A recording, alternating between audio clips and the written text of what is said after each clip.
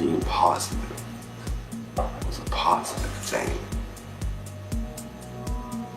I thought I was just gonna have a lot of promiscuous, unsafe sex.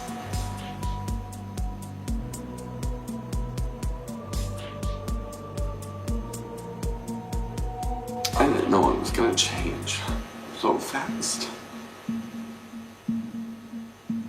No one told me. The gift pulls you in because it seems like it's like the biggest box of the whole room of presents. It's got the best bow, it's got the best ribbon, and it looks like the biggest and the funnest. And you open it up, and it's just like a ball of nothing, and it just sucks all the life from you. Give me the gift. Then I don't have to worry about it no more. I have one friend who is always like, I want to be like all you guys, you know, you all have it and I don't. What's wrong with me? You know, I want to go out there and get it. They want to be in the in crowd. It definitely is not a gift to get it. I would definitely be gifted if I didn't have it. I have no desire to give this gift to anybody. Some people have even said, you know, oh, I'll give you your dad.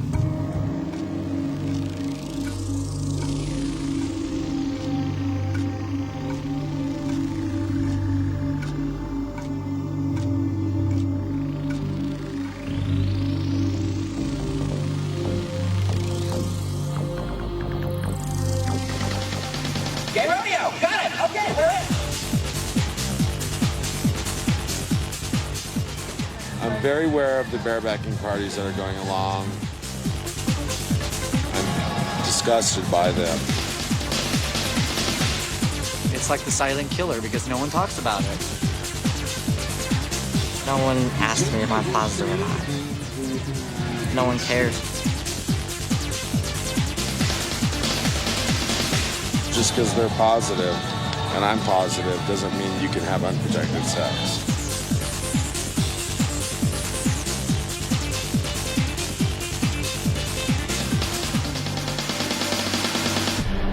There's different barebacking going on today in the community than there was in the rodeo years ago. Barebacking basically is having unprotected sex, which is right up there with sticking a bullet, you know, sticking a loaded gun in your mouth. It's a little insane. I have never heard of bug chasing. I have heard of bug chasing. I didn't know the bug. I have heard of bug chasing on the internet. I've seen people on the heard people on the internet who do want to get HIV from their partner, which I do not understand that. It sounds like a trap made from raid or something. Well, you know, deliberately saying, yes, I want you to give me HIV, I want you to give me AIDS. But why would they call it bug chasing? I don't know. Well, it's a bug. The HIV is the bug. What about the people that have it and deliberately spread it around and know it? What do you call them? That's a gift giver.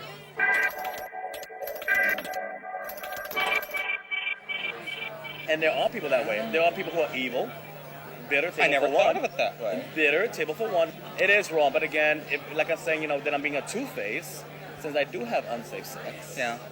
80% of the time. A gift giver and a bug chaser.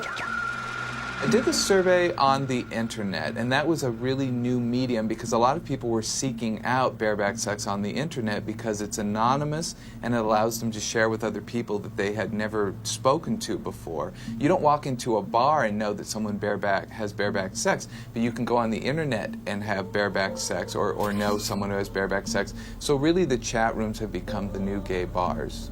Most of my friends I know bareback. Almost every one of them I know has bareback. Everybody that I know does bareback. I think in the gay community, realistically, I think 80 to 90% bareback.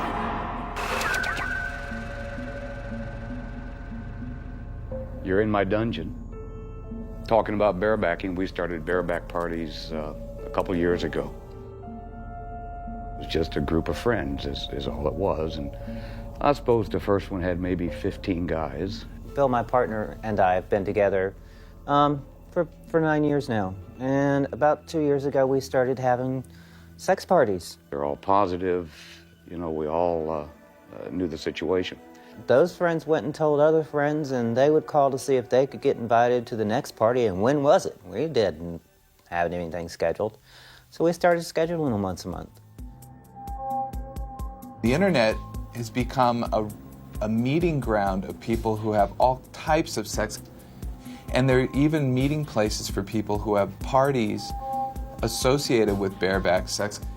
Parties who advertise themselves as solely for men who are negative. Parties that advertise themselves as for men who are solely positive. People who have both negative and some people positive going to the party. The last party we had here in the dungeon, we had 167 guys that were here. We probably turned down 50 or 60.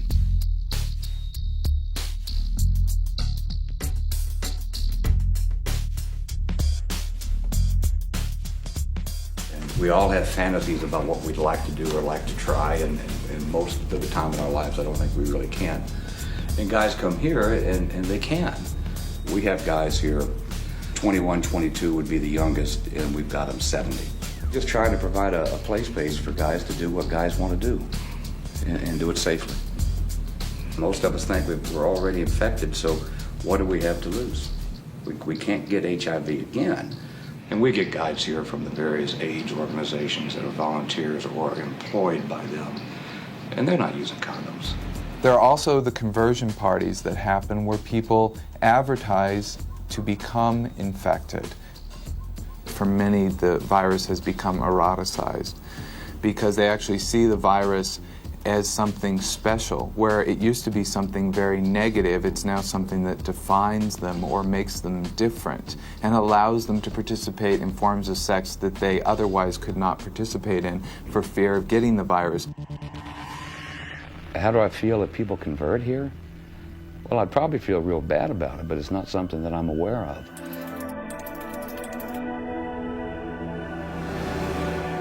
We don't have a disclaimer at the parties. The attorneys have said we probably ought to have, but what we tell the guys is that you just have to assume that everybody here at the party is positive, and therefore you need to act responsibly or accordingly to your particular situation.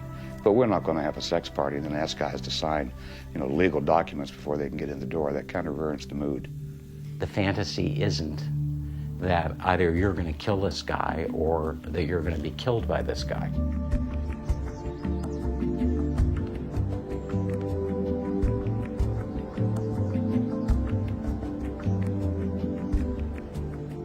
The fantasy doesn't include unattractive things, I mean, no one's fantasy man has a virus like this.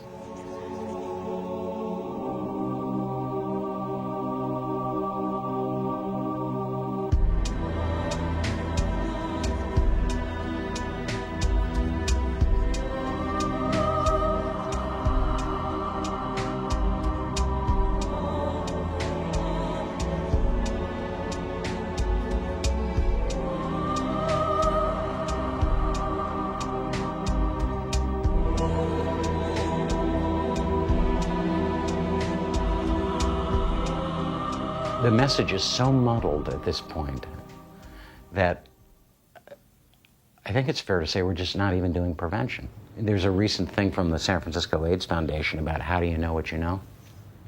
Well, what does that mean? How do you know that you're really negative? How do you know that your partner's really negative? What are they talking about there?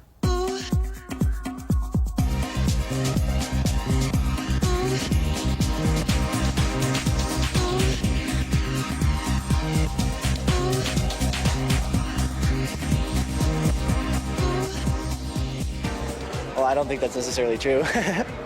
As someone that would tell you that if they're negative or not, I think for the most part they probably would if you asked, but I don't think a lot of people ask, and so I don't think you're going to get an answer either way at that point. But there obviously would be people that would lie, people do lie at different times, so I think people would lie about it. Yeah. I mean, it's pretty transparent in some ways, but I also hear horror stories about people who are practicing unsafe sex.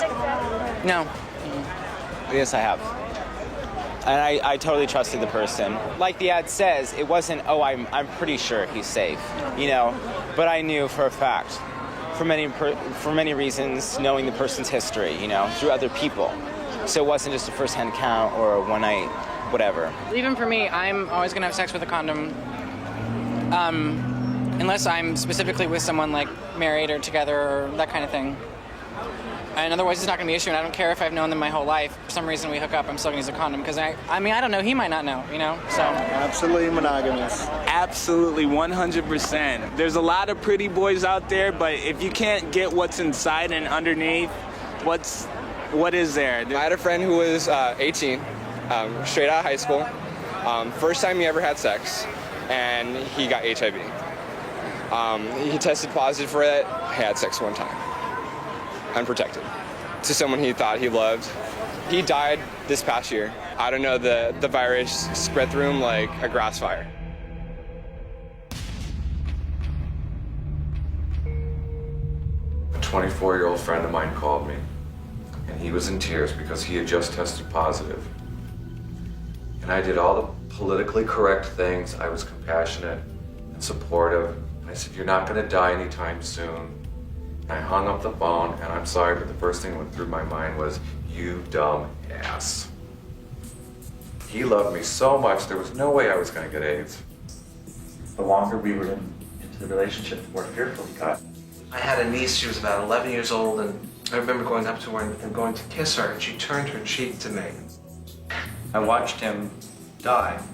Oh, it took 18 months. How could you be so stupid in these days? Everything that's out there, it's just stupid. To be testing positive today, there's no reason for it. I mean, there are reasons. Low self-esteem. It's glamorization of AIDS. It's because of a misperception of AIDS. They're living longer. You know, we're living longer, and we don't have the outside obvious signs of it. We're faking it. We're getting real good at faking it, but we're dying inside.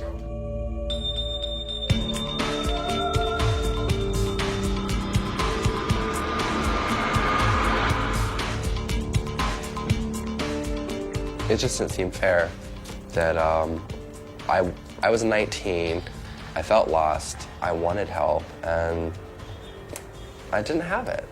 If someone came to the party and wanted to use condoms, it was a stigma. They were stigmatized. I mean, no one wanted to deal with them. It was like, well, let's put that freak in the corner, you know, the one that wants to use condoms. So shouldn't growing up in DARE and AIDS awareness make me smarter than this? After all, since 4th grade, my head had been pounded with just say no and practiced abstinence. After spending my sexed out year here, all I can admit is that the pressure is no longer to have safe sex. Instead, the focus lies on to simply inquire on the lubricant someone's using. Because, I mean, if you pull out the Wet or the Safeway brand one more time, I'm heading for the door. It's the sex drive. Sexual drive is strong. It overcomes so much sanity. Yeah. But for a while, the statistics were showing that AIDS infections were going down. People were not a certain group of. No, across the board. Really? Yes, across the board. AIDS was scary enough to overcome that sex drive to some degree. It's not that people stopped seroconverting, but the rates were going down. And now, for some reason, that's not working anymore. And now it's like, you're positive? Oh, well, what else is new? I think people sort of take it in stride now more than they used to. It's such a 180-degree turn from what it started out. The shame, the hiding it, the not mentioning it. I mean, the word, much less. It hasn't been mentioned on Will and Grace that I'm aware of. It's still not mentioned the way it should be mentioned because it's light. It's AIDS light now. When I started having unsafe sex, and people were like, wow, he's this cute, fun 19-year-old who has unsafe sex, and he's funny and he's nice, it seemed like, wow, I fit in. You know, people were calling me and say, hey, we have 4 guys over here and we should really come. We've told them all about you. And I thought, wow, people are talking about me. The rule was you never talked about HIV, like I said. You never talked about that. That was just, he didn't want to talk about it. I don't know why. I was desperate to have gay male friends, to make it work. And I was so different from all of them. For years, I tried. I'm like, how do I fit into? How do I click with you? What do we have in common? When I would go to clubs and everyone was so built up and things, you know, I wasn't. And I'm like, so how do I fit into all of this? How do I fit into this image of something I can't quite fulfill. So that made me think, well, if I don't fit here, I have to fit somewhere. When I was still living in Illinois, I answered an ad on the web about a sex house this guy wants to open up in LA. I answered it and I came out. I was the first one to move in, and a few weeks later, someone else moved in. And we just started throwing parties. Parties just got bigger and bigger and bigger.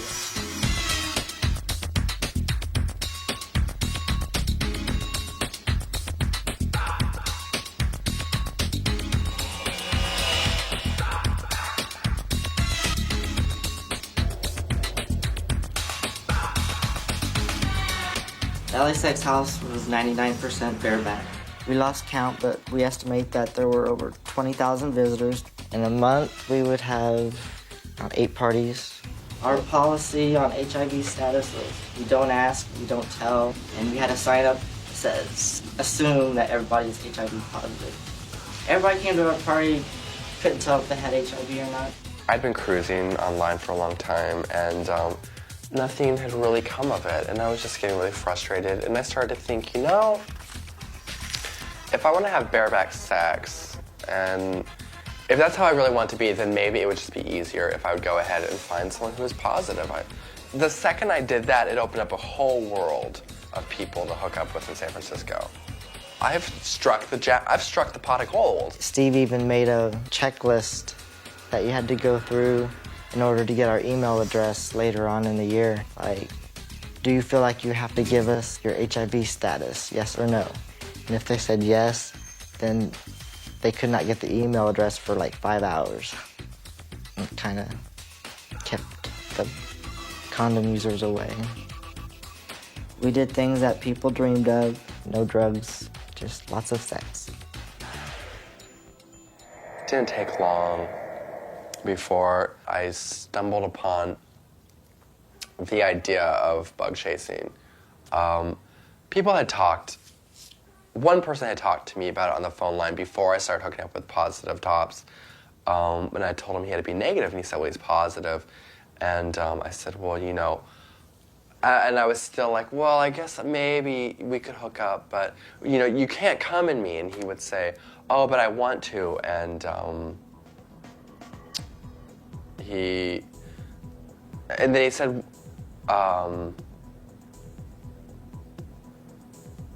sorry, it's hard. He would say, well, he said, well, he goes, no, I'll charge you up, and that's just really hard to say. I didn't know exactly what that meant. I knew he meant he would infect me, but I hadn't, and the idea sort of started to make sense and click together, but I kind of pushed away at it. The initial part of me said, no, that's not right. That's not what we do. That's not how Doug runs his life. Doug aims to stay negative and live a long, healthy life. But something in me, I kind of went like, Dealing with the conflict about having a group of positive men over here, wanting to be supportive of them, wanting to tell them that HIV isn't the end of their lives, that there are possibilities and so on, and then taking this group of negative men over here and saying, listen guys, it's very important not to be like them. Before then, there were very explicit messages about not getting infected, about what happened to people when they got HIV and so on. And we had to stop doing that because it was frightening to positive men and it induced guilt in negative men. It felt rejecting. We never talk about the objective of prevention.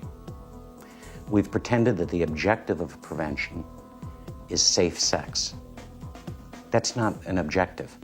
That's one method for doing prevention. The objective of prevention is to keep uninfected men uninfected. The minute you introduce the idea that it's better to be uninfected, some positive men become hurt and angry. And the response is sort of like, what are you implying there's something wrong with me? Something wrong with my life? Well, the answer is yes.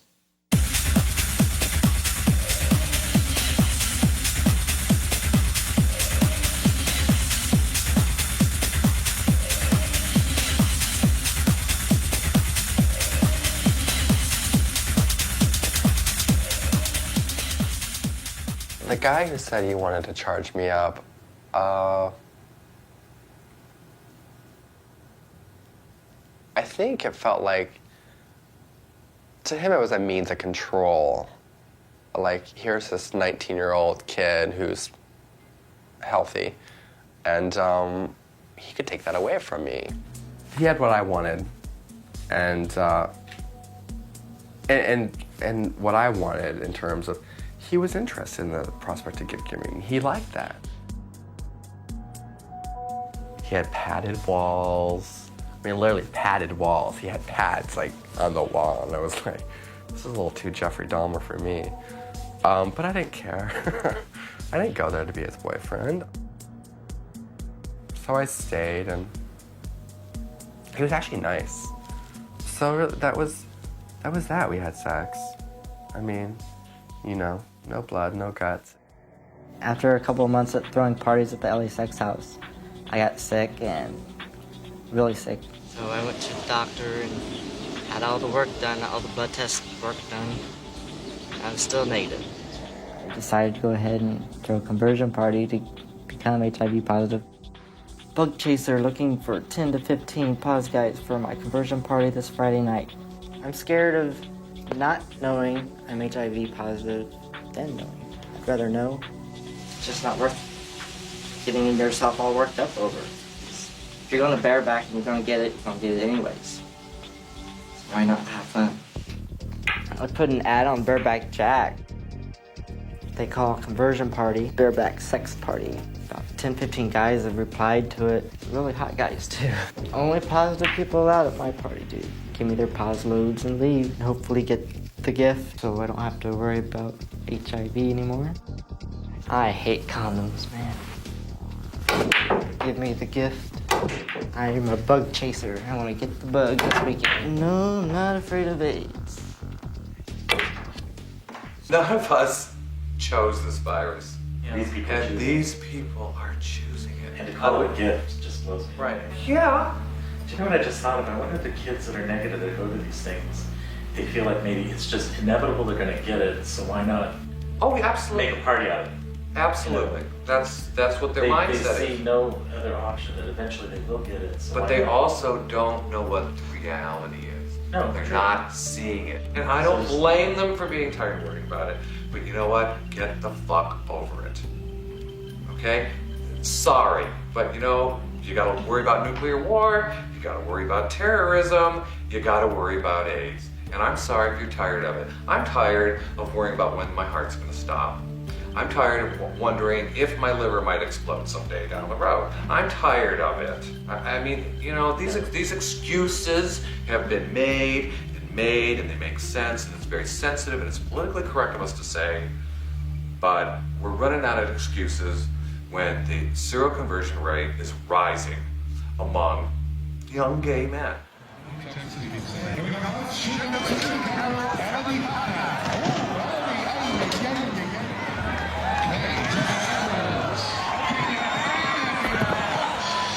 Planning a birthday party at Palm Springs, August 4th, Saturday.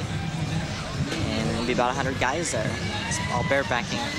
If you are positive and you don't use rubbers and you don't use protected sex, you will be infected with another person's virus. People know that, you know, it's not really a death sentence anymore, and there'll be a cure soon. I've known 3 people that have died because they had another partner that was HIV positive, and they decided, well, we're both positive, we can go ahead and have unprotected sex. One virus combined with the other virus together killed them. Before they met the person, they were fine. Inviting people off the internet that answers the ad and wants to come, so they have to send me a photo and their stats. How could you live with yourself knowing that you infected that person when it only took 1 second to put a condom on, 1 minute of the whole experience to put the condom on and feel reassured that you are a good person, that you do respect yourself, and most of all, you respect the person that you're with. Yeah, San Francisco! Happy Gay Pride, everybody! We now have generations who were virtually unconscious and became conscious in an era of HIV. And you come to San Francisco to be gay, and HIV is just part of the scene. It's part of what it's about. You go to the Gay Pride Parade, I mean, it's all about AIDS. You know, what were the floats about before the epidemic, you know? No one can remember. It's the AIDS Health Project, San Francisco AIDS Foundation, Shanti Project. These floats are all from the 75 agencies that address people with HIV and AIDS. There's a lot of entanglement, it's a very destructive one.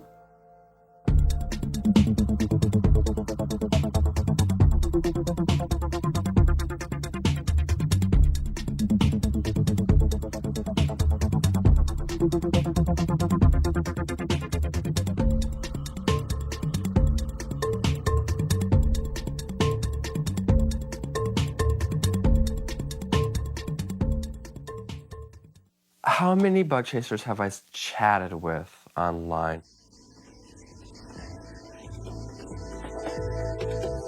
Probably, we've been talking anywhere 50 to 60 people. The bug chasing groups, I would say 15 to 20,000 members. There's a lot of people that are getting curious. I said, what is that? It looked like a little skeleton with, I don't know. He said, well, it's a biohazard tattoo. And I was like, okay, are you chemically altered? And he was like, well, yeah, in a big way. And he said a lot of people look for that. And they put it just above their stomach, like above the underwear line, maybe even below sometimes, so it's not real obvious. And it lets people know he's HIV positive. Biohazard, HIV positive. They want to just not have to ever have to discuss it. I saw people with HIV negative, and then I saw people with HIV positive. The negative looks for the guys with the positives, and vice versa. And then after that, after the guy converts, he gets the positive. He gets the line drawn through the negative. Somewhere there's a fabulous 45-year-old guy who has stayed negative all these years. I don't know him. I haven't met him. Well, why isn't he an That's a great icon? campaign. Yeah. Why isn't he on a poster? The thing is, I don't know if there is that man out there. He's out there. He's out there, and we need to find him. He is out there. All right. He's not a prude. He's not an ugly nerd who spends his life in the library. He's a vital, alive, gay man who cares about himself, and he has stayed HIV negative. How? He has practiced. I'd love to hear his story, but we don't hear his You story. think there's someone out there who's practiced safe sex completely? Maybe the reason that this person who's been HIV negative all these years is not emerging is because it's really not okay for him to say, I'm HIV negative. You guys aren't. You guys might or might not be, but I'm HIV negative. That's not cool.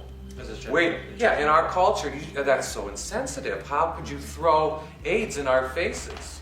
When I run into someone over 30 that isn't positive, I'm impressed. That's why we need to elevate these people who are HIV negative.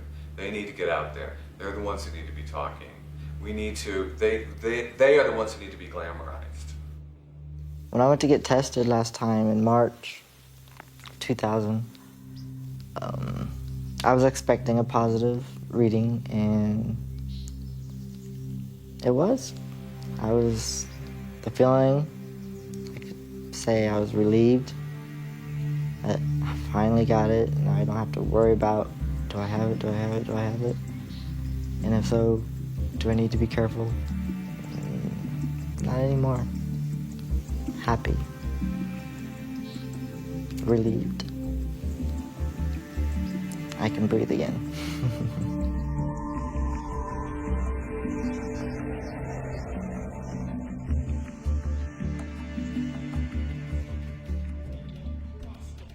I don't know anybody that's on medication.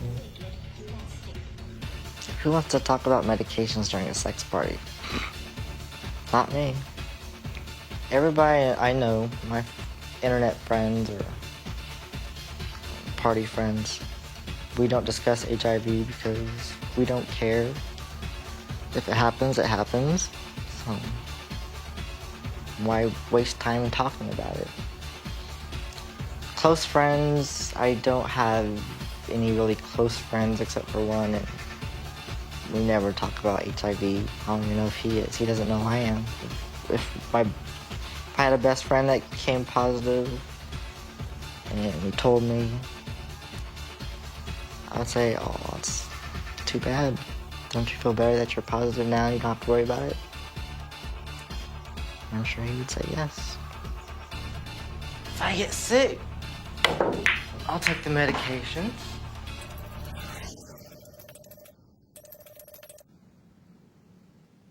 But I don't see that happening for at least 5, 10, 15 years. I always thought that I would be more content, and I thought I would be better off if I was positive. When I wake up, when I look in the mirror, or when I remember that I'm positive and I look in the mirror, there's this little voice in the back of my head that looks back at me and goes, happy now? Happy now? Happy now? And I'm not. I've made a terrible mistake. I've made an awful mistake, and there's no fixing that. There was a couple that we knew, and it kind of almost sounds like your scenario, you taking care of your lover and everything. And the final week of this guy's life, his lover, who was HIV negative, was so distraught over the thought of losing him. And he was being cared for at home by nurses coming in. He had IVs and that sort of thing, that I think it was like, death was so imminent. They were so in love. They were such a couple. They were so united. And he just could not stand. He could not let go of his lover, and didn't want to be on this planet without his lover. And he pulled the IV out of his lover's arm and jammed it into his own arm. And he became HIV positive. That kind of loss just went on and on and on with people. For negative men, it was very hard to talk about. They were the ones who didn't have the problem, was the feeling. And it's like saying to someone, you know, you may be dying, but I'm very upset by that. But the truth is that negative men who had sustained these just, I think, really unimaginable losses. Friends my age who had these largely gay male social circles who literally have lost everyone that they knew. Yeah, I lost 2 relationships where going into it, the person knew I was positive. They were negative, and one was 7 years. The longer we were into the relationship, the more fearful he got. And I think it was just seeing me go through the drugs and go through the diarrhea and the fatigue and everything else. He just got more frightened, to the point that sex stopped completely. He just completely pulled away, to the point that one day he was going to work, and he had shaved, and I went up and kissed him on the cheek goodbye, and he freaked out that I kissed him. And he was like, what are you trying to do, give me AIDS? Yeah. And I couldn't believe that we'd gotten to that point. This awful grief and depression and anxiety that people experienced in the early years of the epidemic is just submerged a little bit. It's just underwater. It's like a submarine with a periscope out. I've lost 2 lovers to AIDS. I've had an HIV negative lover who told me during our honeymoon that he loved me so much there was no way I was going to get AIDS. He wasn't going to let it happen to me. And he was gone 2 years later because he couldn't deal with it. He was too scared. It was too frightening for him. I've been single for 9 years now, and people wonder why I'm single. And, you know, I don't want someone to get that close to me. I don't want to take a chance on losing them, and I don't want them to have to bury me. You know, that's just going to have to fucking do me till it's over with.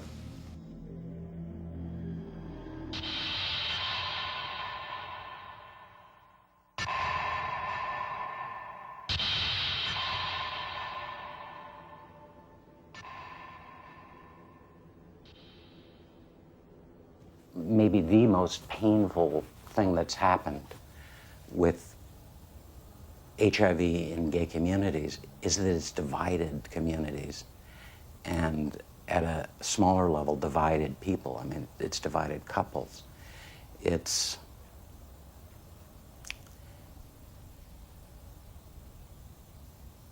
unimaginable to be that different from someone that you love. When Rob found out he was positive, it was very incidental. He was getting a visa to go somewhere, and they needed an HIV test. And he believed that he was negative. And I came home, I saw on his face that he was stricken. He said, "I'm positive." And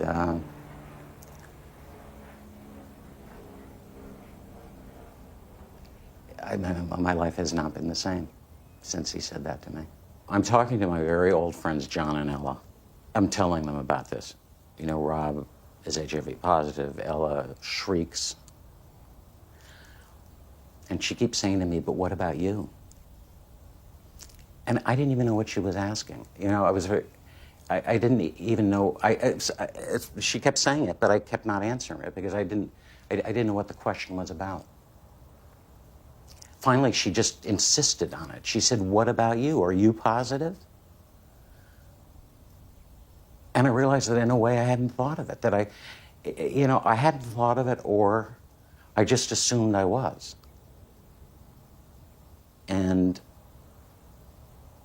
But it wasn't that simple either. There was something else going on. And I thought about it,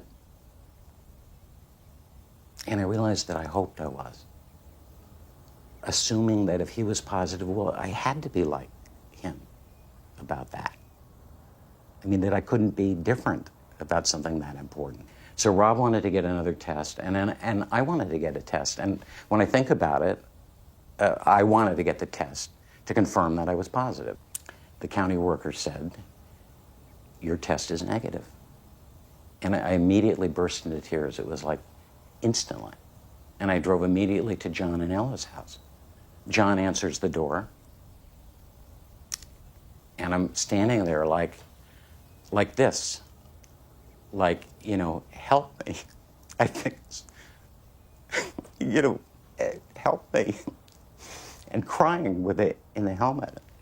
And John, they knew I was getting a test. And John said, "Ella, my God, Walt is positive." And he said, "No, I'm negative." And John kept saying, "Walt is positive," and I kept saying, "Negative." And when they finally understood this, I'm just reliving all of this. You know, this is like 15 years ago. "But why are you crying?" It's negative. Because I'm negative, and Rob is not. I couldn't bear it. You know, it's just, I'm amazed at how powerful this is to me all these years later. I stood there, I wanted John to help some way. To help me for this, none of this to be true. And then 7 years later, Rob died.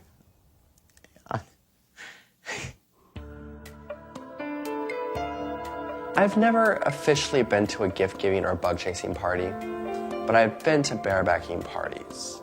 And they say, specifically, don't ask status and don't tell status. And that's just the rule. If you do it, you're asked to leave. And really, they know that there are going to be bug chasers there. They know there are going to be gift givers there. Kimboy has rented the dungeon to have a party tonight. About 150 guys are coming, and they're from his list. He's invited guys, and then we have a list, and we've invited them. And they are coming here for our standard fuck party that we generally hold here once a month. I mean, the rules basically have always been no drugs, no attitude, no condoms, no clothing. We do allow condoms now if guys want to use them. We have no problem, but 100 guys, 120 guys at the party will find 2 or 3 condoms the next morning on the floor. That's it. Well, do you want to see the new equipment and stuff we've got? We have 3 portable slings out here in the yard. The guys love coming out and having sex outdoors. It's really kind of romantic.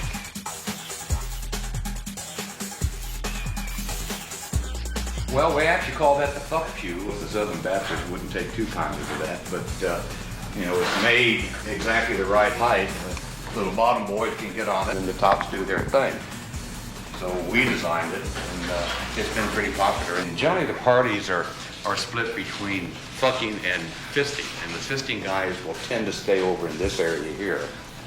And then the guys over here just for the fucking, then we'll take care of the rest of it. I've been in the hospital 3 times whenever we spoke. Since then, I've been in the hospital twice. Parties are very popular, and there's no judgments made one way or the other about the type of sex that the guys are going to have. And Bill will say that barebacking didn't have anything to do with it. However, I somewhat disagree. But the action is pretty hot and heavy here. It starts just almost immediately. You know, I still do it. It's my choice. I enjoy it. You know, I don't like to use a condom. There are a lot of dangers to barebacking. I don't play at the parties as much as I used to because I do tend to get sick easier than most people. And some of the diseases I have, like I said, they don't know what they are. The party tonight is a birthday party for one of the guys. That's also one of our models. He's been in several of our videos. And we're going to set this room up so that we can film it. He wants us to shoot his birthday party. And he's going to be here in the sling, and guys will just come in and have sex with him. Okay, open your present. There it is. And here, this is going to be his birthday present, I guess. They'll just come open these drapes and unwrap their present. So, it's going to be a wild time. As you can see, it's a small room, so we're not going to be able to get probably 12 people in here at a time. And I will be 28 on the 7th of August. I'm not worried right now about getting anything else, like any STDs, because I want to have fun right now. I don't want to have to worry about it. Hopefully there'll be around 300 people. Hope they show up.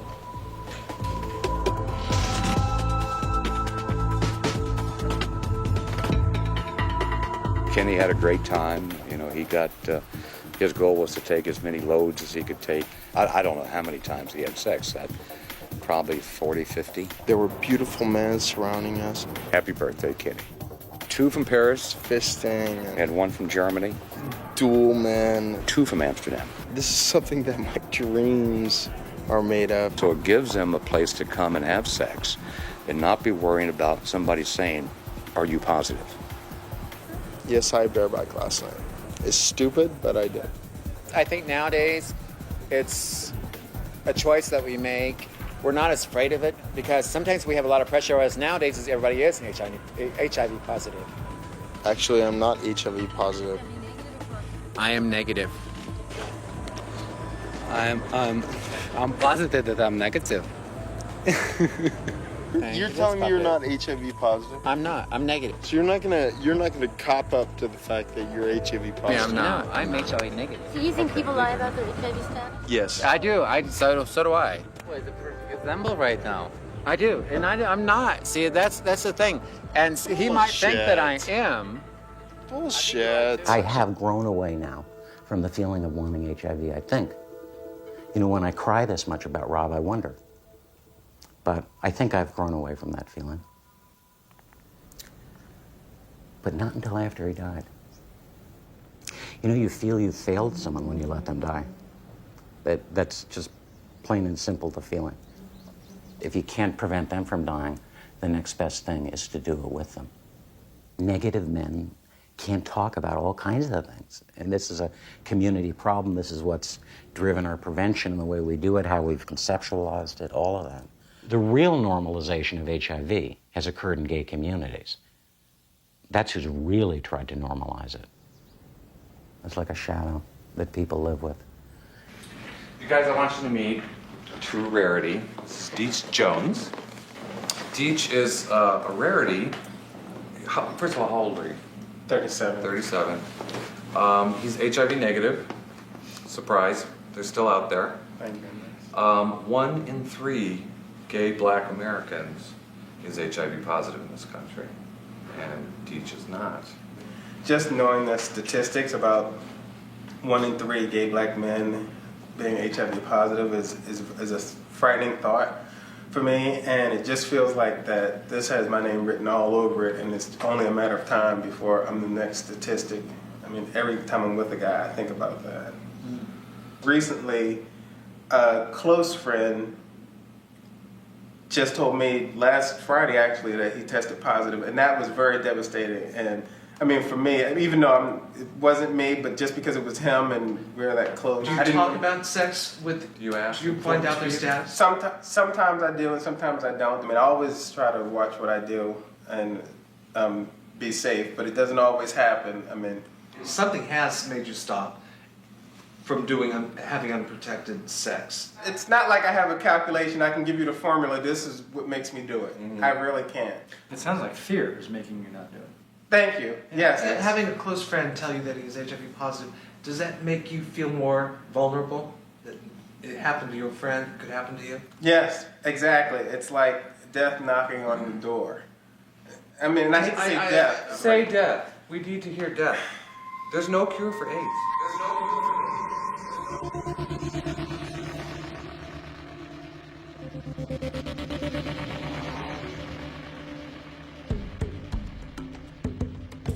Now this I find amazing. In there. Like I said earlier, all they make me want to do is have sex. Yeah, exactly. That one's giving me a boner right now.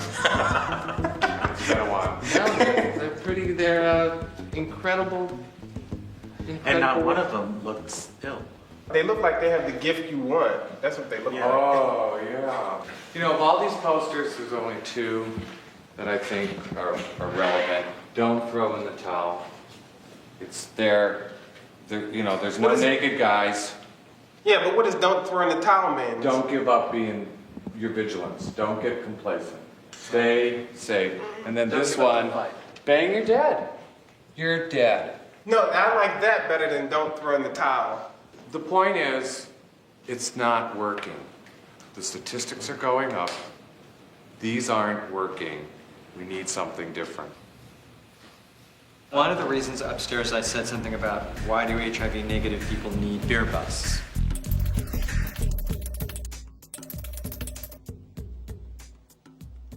And I think the reason I've always thought that is because I've always thought that HIV negative people had it easier. They have it so much easier. All they have to do is not get it. Where do HIV negative guys get to go and hang back and talk about how hard it is to stay HIV negative? What it's like dating someone who's HIV positive. Other than some support. Well, you need an HIV positive beer bus because HIV positive people need to know that this is a place where they're going to feel very welcome. That they're not going to worry about the stigma of having AIDS or HIV. Well, why can't we make the leap and have an HIV positive beer bus where it's anticipated there's going to be some HIV negative people? I think, and vice versa. Basically, what you're saying is no HIV positive men wanted. I'm suggesting that HIV negative beer bus or an HIV negative life is there.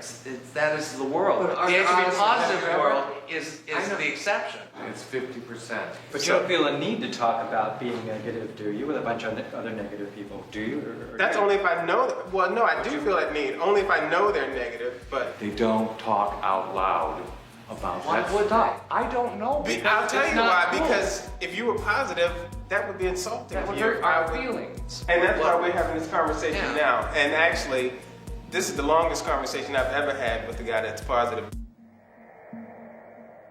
We have to quit worrying about upsetting positive people. Fuck upsetting them. That may give me a lot of backlash. People may think that sounds cruel and mean. You know what? I'm willing to risk my being a little, maybe, scared when I accept the reality of what I've brought into my life. You've had a cardiac arrest. You had a cardiac arrest. You almost did. I've had a cardiac arrest. John and I were talking just the other night. I said to him, I said, you don't really think you're going to die of AIDS, do you? I mean, you know what you're going to die of. Yeah, it's going to be cardiac. It's going to be a heart attack. And that's been the real dilemma lately. It's like, take the drugs and develop more cardiac symptoms, or not take the drug. You know, it's like you end up taking pills for the pills, and then pills for those pills, and it just gets out of hand. Going through them all from the beginning, from the very first combinations, and dealing with all those side effects, and switching, going, and trying, and dropping. I don't know if I'm going to die from AIDS or not. And the heart attack was a complete surprise. My heart attack was at a major heart attack about 5 months ago. Now people are developing diabetes. The last time I saw my physician, he said that my blood sugar was at the point I need to be very cautious that diabetes may be on the horizon. And like, I'll tell you, I am fearful about the things that I might develop because of these drugs. The wasting syndrome that a lot of people are going through. There's so many unknowns out there. all of these drugs are so new, they don't know what the long-term effects are. We're all walking guinea pigs. Yeah. They don't know what, our heads could fall off. But here's what the future is, okay? Death certificates are no longer going to be, say, death due to HIV infection. Death certificates are going to say death due to rectal cancer, heart attack, two drugs, diabetes, and liver. And that's going to dumb down the whole AIDS thing, the consciousness of it, the awareness of it. It's going to make it polite again. When I saw the HIV drug ads around town, they were muscular and they looked strong and they were cute and they were people I wanted to date. I never understood what the point was. I mean, who is it informing? Why do I care that this medication has less side effects? I'm not taking it. From what it seemed great. Like, oh, well, take this medication and look, you'll be fine. You'll feel good. You'll feel much better. When I saw the hepatitis ads, which happened to be a muscle man's stomach, and it says hepatitis C or hepatitis romantic, and it says like nausea so bad you want to die, and then just all the symptoms. I mean, just the listing of the symptoms, I was more frightened to getting hepatitis than HIV. The ads that I saw for smoking campaign scared the hell out of me. I am not a smoker today. Never have been, never will be. But I'm HIV positive. I don't know who should be doing prevention. My personal experience is that heterosexuals have done better prevention for gay men than gay men have done. They're not in the middle of the war of politics and feelings and guilt and identification and this whole thing that all of us are entangled in. I'm doing meds now. It's a pain in the butt. And everyone says the same thing. Oh, you'll get used to it. You'll adjust. You'll get better. Think about my life before meds. And it was a lot easier. We have to recognize that HIV status has some effect on how we feel about things, and therefore how we think about things, and therefore on what we do and don't do. And that given the history of prevention, which, I don't know if it's a miserable failure, but it's pretty close.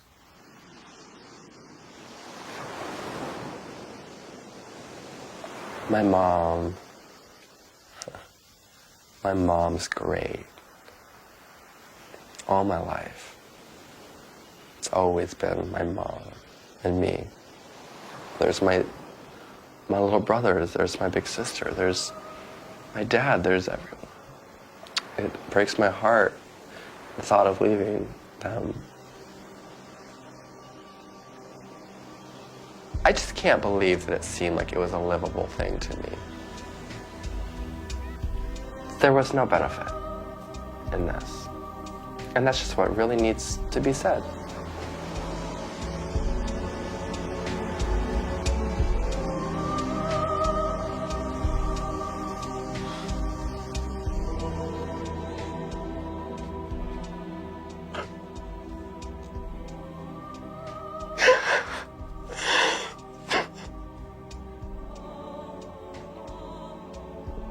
so hard.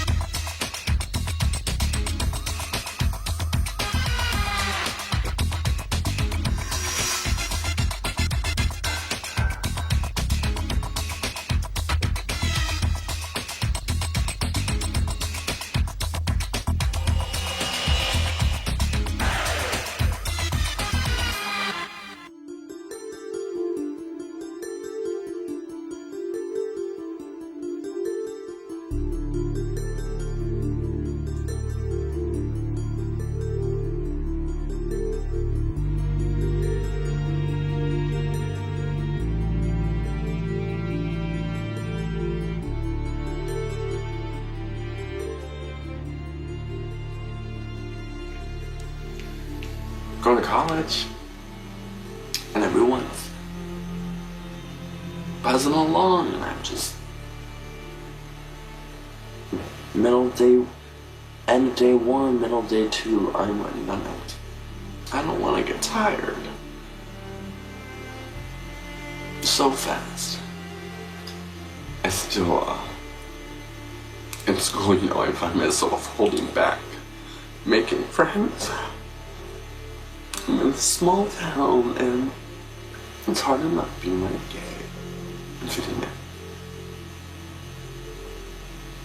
But being gay and having HIV and being around people my own age for the first time in a really long time, it's hard for them to understand.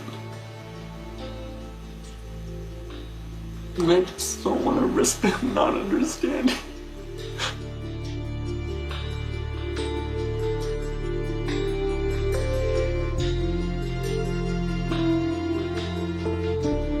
Ladies and gentlemen, we ask that you join us now as the Golden State Gay Rodeo Association performs the ceremony of the riderless horse. The ceremony of the riderless horse symbolizes the end of the relationship between horse and rider.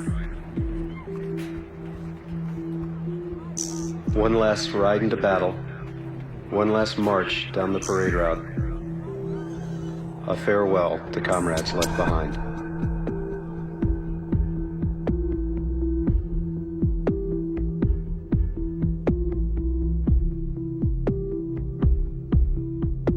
We perform the ceremony today to honor those members of the international gay rodeo community who have been taken from us by the disease, AIDS.